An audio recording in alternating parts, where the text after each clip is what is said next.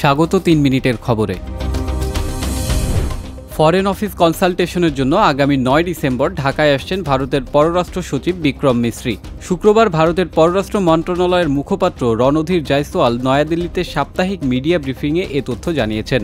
গত আগস্টে বাংলাদেশে শেখ হাসিনা সরকারের পতন ও অধ্যাপক ডক্টর মোহাম্মদ ইউনূসের নেতৃত্বে অন্তর্বর্তী সরকার গঠনের পর এই প্রথম ভারতের কোনো কূটনৈতিক বাংলাদেশে আসছেন।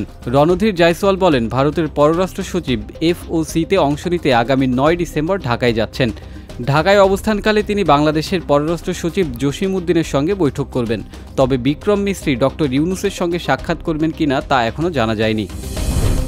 বেক্সিমকো গ্রুপের পোশাক খাতের 16টি কোম্পানির মালিকানা বিক্রি করে দেবে সরকার। এর বাইরে এই গ্রুপ সংশ্লিষ্ট বেশ কিছু কোম্পানি বন্ধ করে দেওয়া হবে। চালু থাকবে বেক্সিমকো ফার্মাসিউটিক্যালস সহ শুধু লাভজনক কোম্পানিগুলো। গত 28 নভেম্বর 11 সদস্য বিশিষ্ট উপদেষ্টা কমিটির সভায় বেক্সিমকো গ্রুপের বিভিন্ন কোম্পানির বিষয়ে এ সিদ্ধান্ত হয়েছে।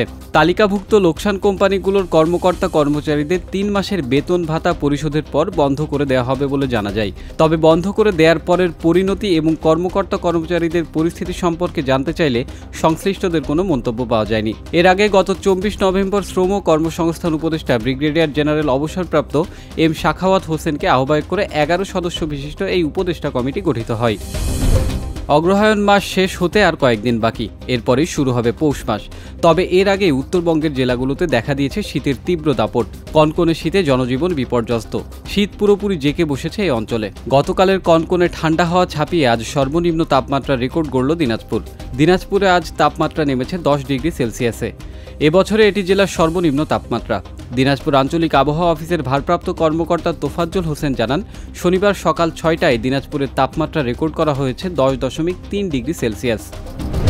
ডেঙ্গুতে আক্রান্ত হয়ে 24 ঘন্টায় দেশে 3 জনের মৃত্যু হয়েছে। একই সময় হাসপাতালে ভর্তি হয়েছেন আরও 186 জন। শুক্রবার স্বাস্থ্য অধিদপ্তরের সংবাদ বিজ্ঞপ্তিতে এ তথ্য জানানো হয়। বিজ্ঞপ্তিতে আরও বলা হয়, মারা যাওয়া 3 জনের সবাই নারী। চলতি বছর এখন পর্যন্ত ডেঙ্গুতে মারা গেছেন 517 জন। মোট আক্রান্ত হয়েছেন 95,070 জন।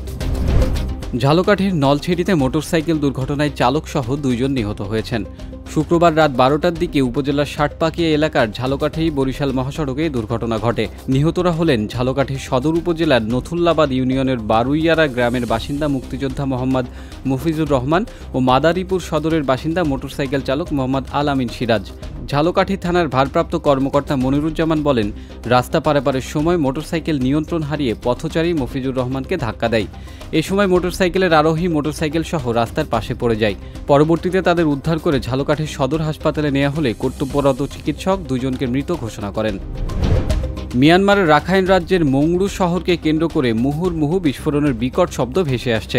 বিস্ফোরণের শব্দে টেকনাফ পৌর, টেকনাফ সদর, সাবরাং ও শাহপুরীর দ্বীপ এলাকার বাসিন্দাদের মধ্যে দেখা দিয়েছে আতঙ্ক।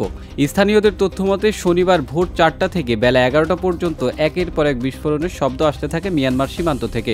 ওই সময় মিয়ানমারের আকাশে যুদ্ধবিমানও দেখা যায়। ধারণা করা হচ্ছে, মংড়ু শহর নিয়ন্ত্রণে নিয়ে আরাকান আর্মির অবস্থান লক্ষ্য করে বোমা বর্ষণ করা হচ্ছে বিমান থেকে। এর আগে বৃহস্পতিবার সন্ধ্যার পর থেকে শুক্রবার মধ্যরাত পর্যন্ত টানা বিস্ফোরণের শব্দ শুনতে পান টেকনাফ সীমান্তের বাসিন্দারা। এতক্ষণ সঙ্গে থাকার জন্য ধন্যবাদ।